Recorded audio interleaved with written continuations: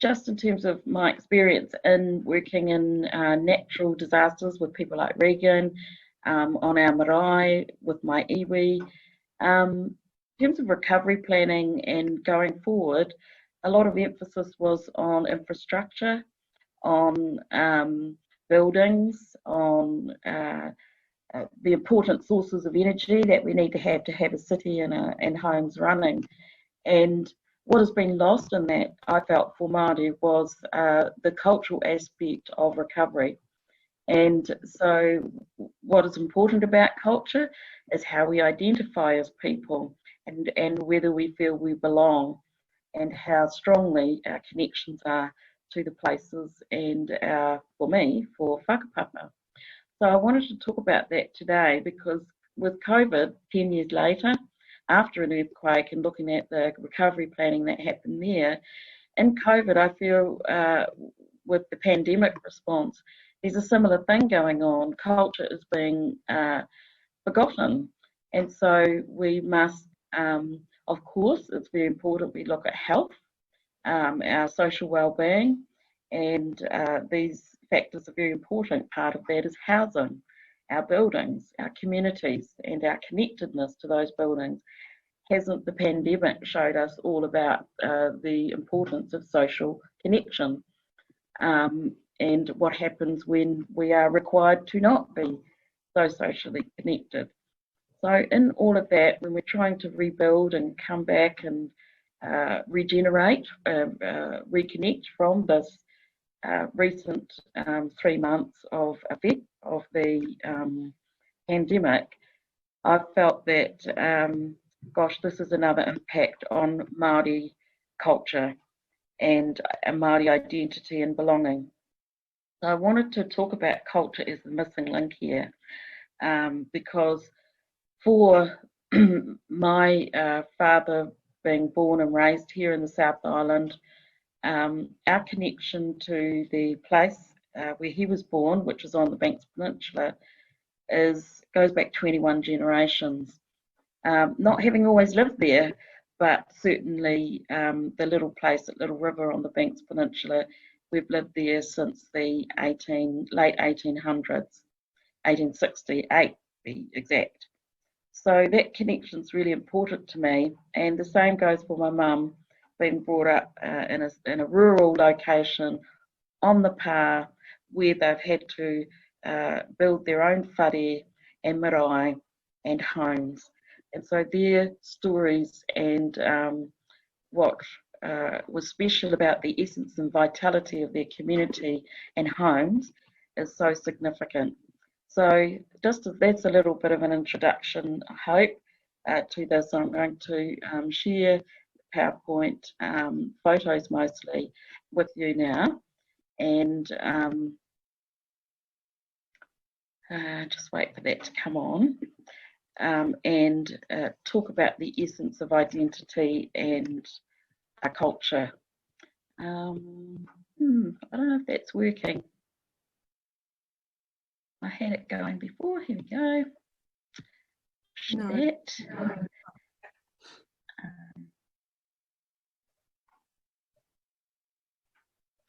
Is that working?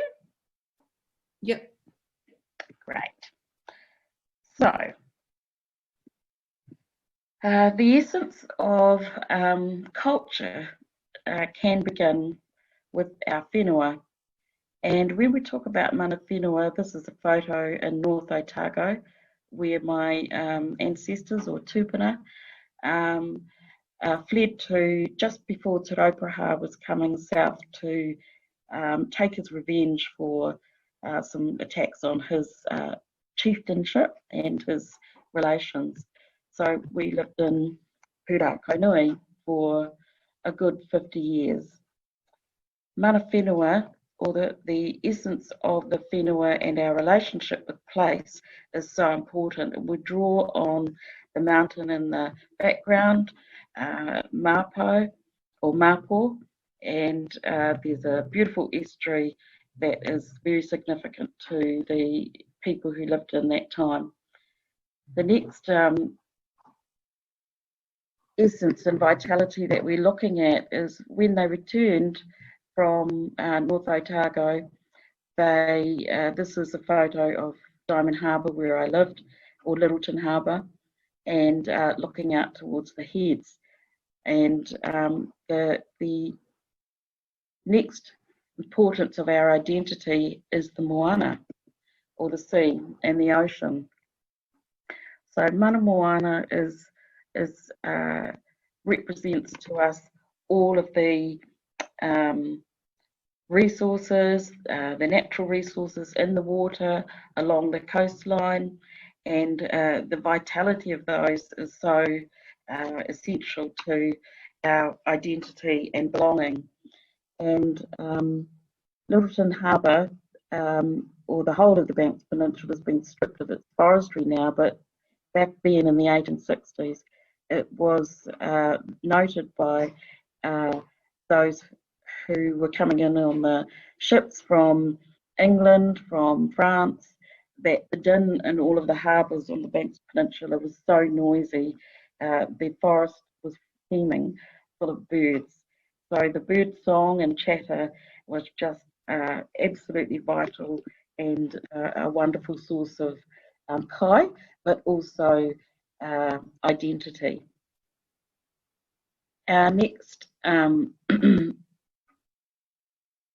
place that we draw on is our Atua, and this is a picture of it was drawn from my mother by an artist to depict Tamanui Te Rā, the sun, Papatuanuku, Mother Earth, and the moon, the marama, the little picture there. And we're really talking about the whole cosmos and the energy that we draw from the heavens, from the earth, from all of the heavenly bodies that are so essential to making us part of the, not just where we stand, but when we look up into the heavens. And there we can see Atua. Most people may refer to Atua as a term of the gods, Papatuanuku, Ranginui, Sky Father and Earth Mother, Te Rā, the sun, Marama, the moon. We can refer to these as Atua. Atua, the actual word, means those things, the unseen things, the intangible aspects of our life. So Atua is referred to as the gods, but in terms of how I was brought up, my mother was referred to talk about the unseen and the intangible aspects of life. Obviously, we draw from the essence of humanity, or Mana Tangata, from people, and these are another essential part of what is vital about identity and belonging. So all of these concepts are in nature, they're in places, they're in ourselves as human, how vital and healthy we feel, how connected we feel to all of those aspects.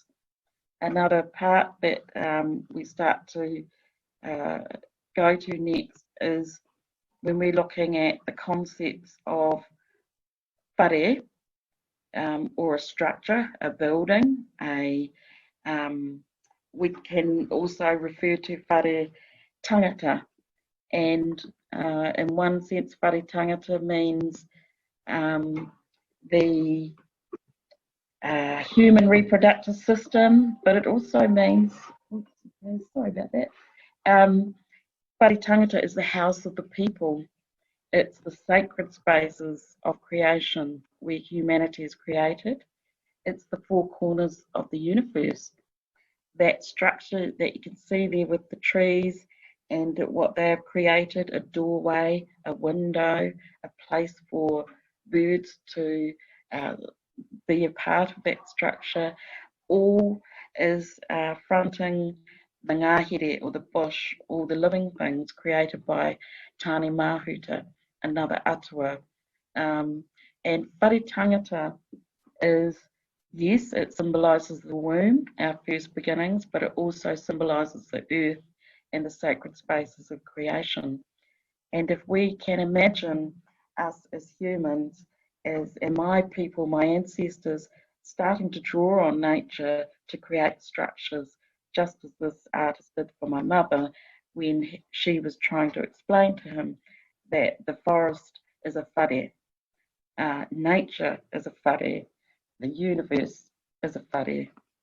So that's a depiction of what is commonly known in Māori knowledge, Mauri Tangata, or the house of the people, but it's the house of the universe as well. So all of these concepts bring us to kōrero about, okay, let's construct a little kāinga. And kāinga means home, or the homestead. And in Ngāi Tahu, the kāinga, we replace the NG in that wording, K-A-I-N-G-A, with the K. So we call our homes kaika, or the kaik for short. And when I was a little girl, we had the kaik at Aroha, which is the harbour just over the hill from this picture of this little whare, and we had the kaik at Otako. And I thought the kaik was a place, or kaika, but actually kaika is the homestead. So in sharing this photo with you, this little whare, and there was add-ons to the whare which fell away, and it had a big firehouse, but this little whare still stands at Little River in Banks Peninsula, and it was built probably in the late 1800s.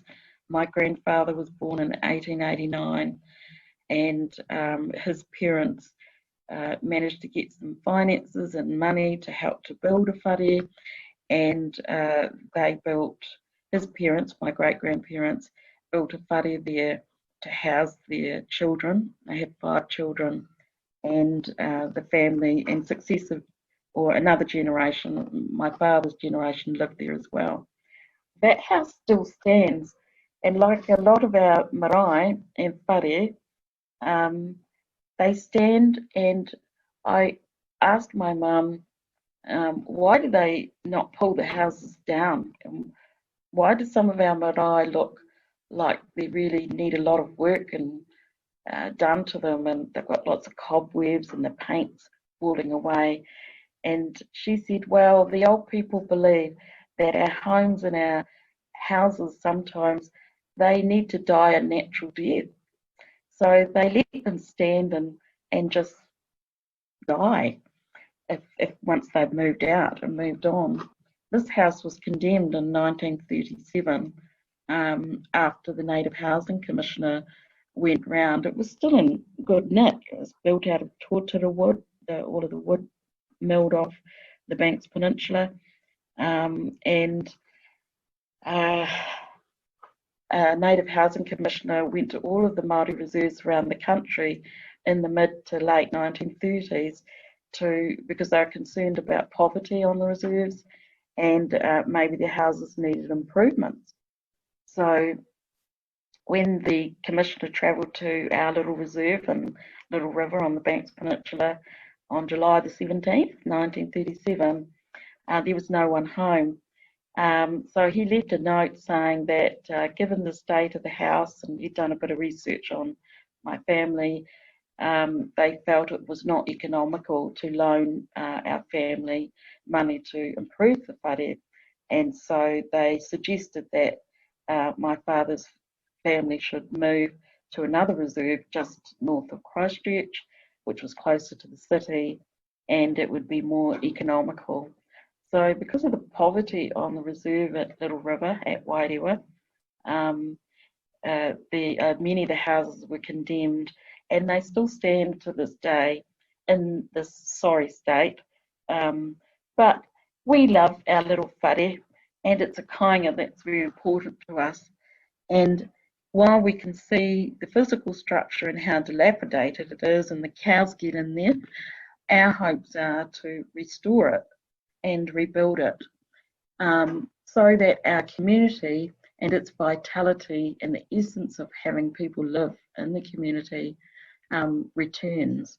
So our family are working on plans to improve our papakainga, which is the marae and the pā area which there are about 30, 40 houses that are all still empty. Some have actually completely fallen away and been taken down, but many still stand in the state.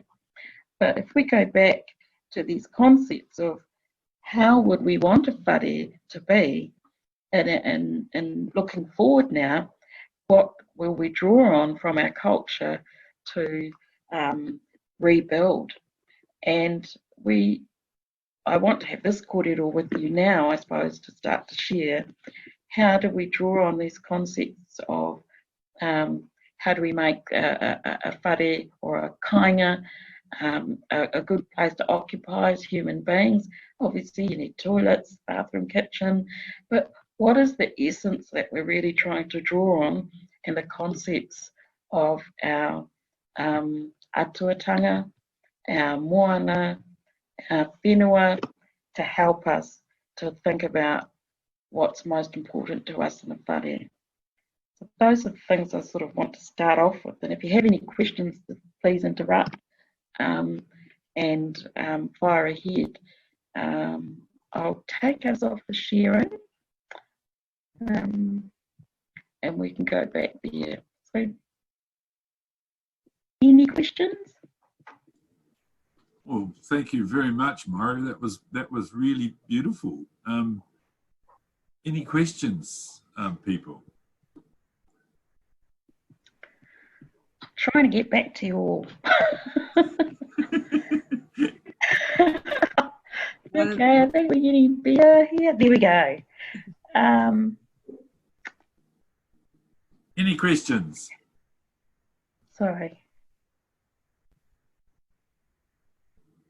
Yeah, okay, so what I wanted to talk about was in rebuilding and looking at a whare, what's really important to us is the entrance, obviously, and how welcoming that is, and that it's a wide entrance. And even our commercial buildings or places where we are working, the spaces there become really important. And we're looking at the moment at a oh yes, there's some questions there. A building to for a clinic for a healers, Māori traditional healers want a clinic.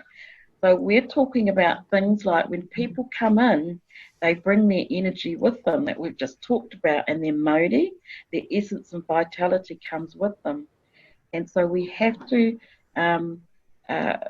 make sure that the whare is safe to allow all types of energy to come in and enter. And this is what happens when you enter a meeting house.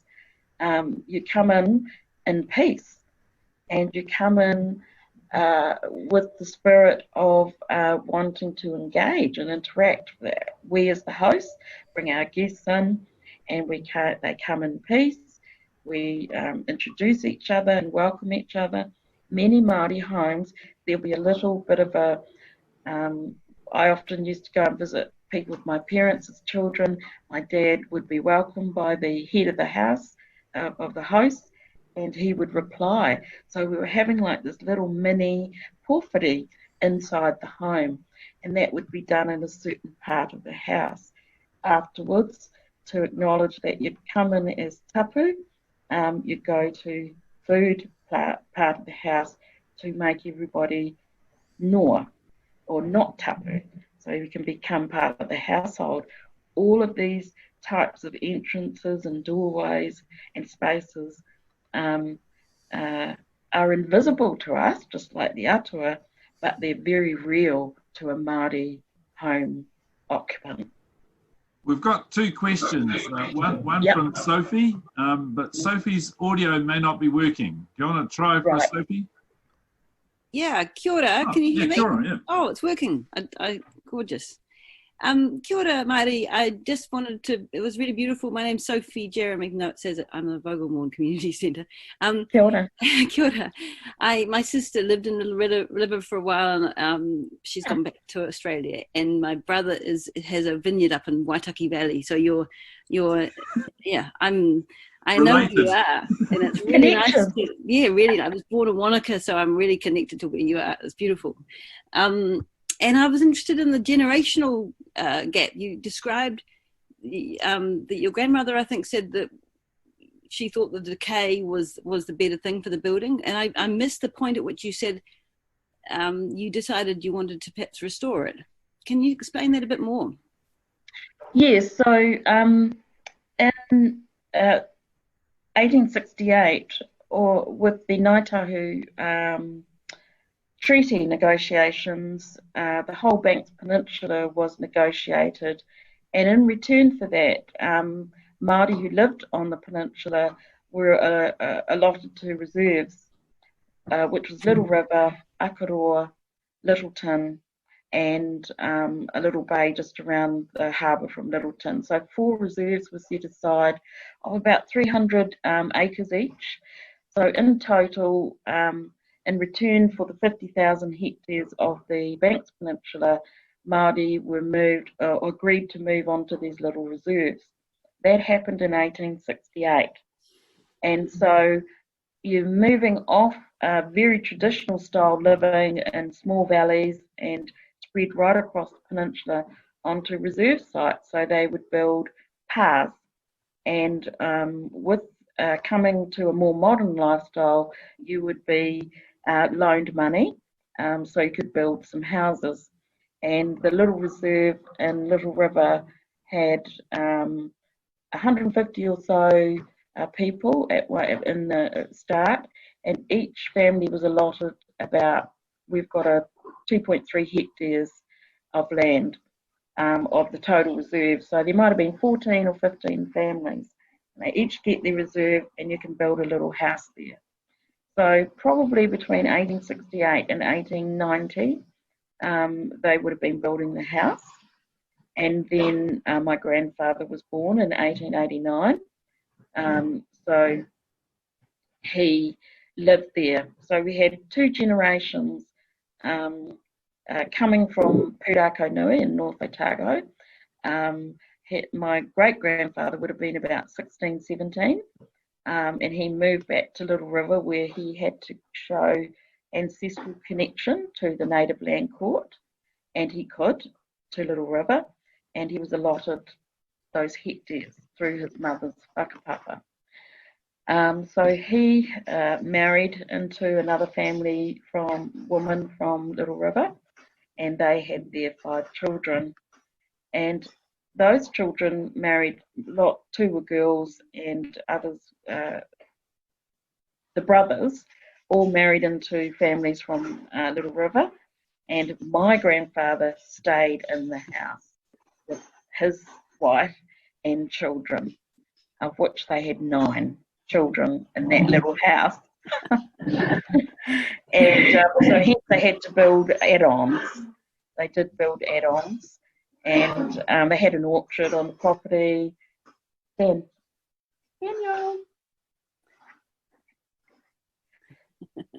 Daniel. So sorry about that, everybody. So they did live there for 2 generations. It's very vital, healthy, full of essence. There was a marae, a little village. They lived off the land, the milling that was happening in the area. By 1937, the logging that was happening on the whole of the peninsula was believed to have been a source of the economy for at least 100 years. It was all gone in 30 years.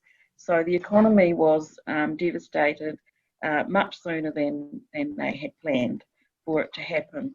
So the native housing commissioners moved around all of the reserves in the country because there was a lot of poverty. The economies had changed everywhere in as little as 1868 to 1930s. That's 60 years. And so many of the reserves were impoverished. Little River, or Wairewa, was believed to, the commissioners stated, it was the most impoverished he'd witnessed out of all of the reserves. People were living in cardboard boxes. It was midwinter. Our home, we were quite well off in relation to many other families who also had large families coming to live in these little houses. So those houses that weren't deemed to be fit or economical to improve were condemned, and our house was condemned. So that's my dad's father or my grandfather and stayed on in the house for 8 years. So the experiences of housing and issues like that going on for Māori have been, like the earthquakes are not new to us in terms of what happened with zoning down here at Christchurch, red zoning, not just uneconomic land but uninhabitable homes as well. Is not new for Māori. So trying to rebuild back, we have to look at what is the essence and the vitality of our culture if we're to build new houses, new communities.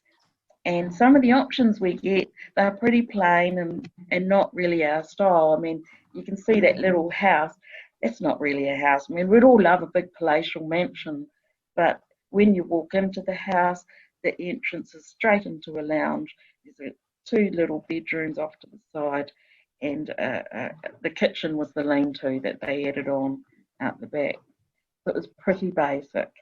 So that's okay if that's how you start, but it's certainly, as our generations have gone on, and I'll be 3rd generation from that buddy, we'd want to restore it just as it is for heritage purposes, but also we'd want to rebuild. And what would we want our house to be like? How are the spaces in the whare? How can we represent all of that symbolism we talked about with our Atua, our Whenua, the Moana, the closeness to the water? It's so important.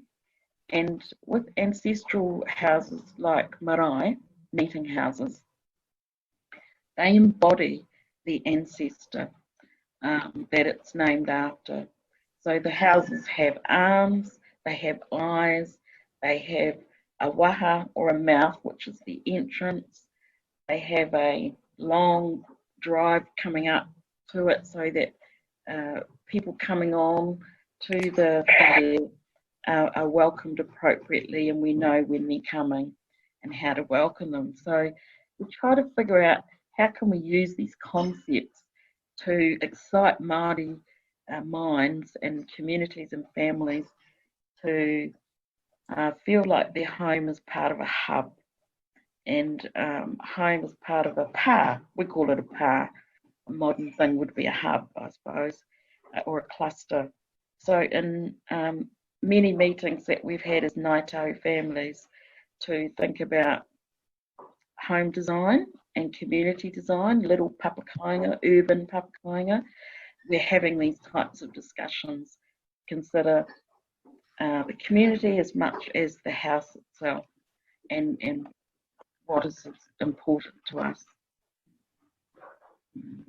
Does that answer it, Sophie? Absolutely. Nigel, you had a question. Well, perhaps that the time is late, so I'll talk later with you, Regan, about some ideas. Okay. Yeah. Well, yes, it is. We're sort of just over time, but thank you very much, Mauri, for that. That sort of presentation. We don't often get ones that really strike to the heart like yours just did. So it's marvelous, and thank you very much in the usual way. So as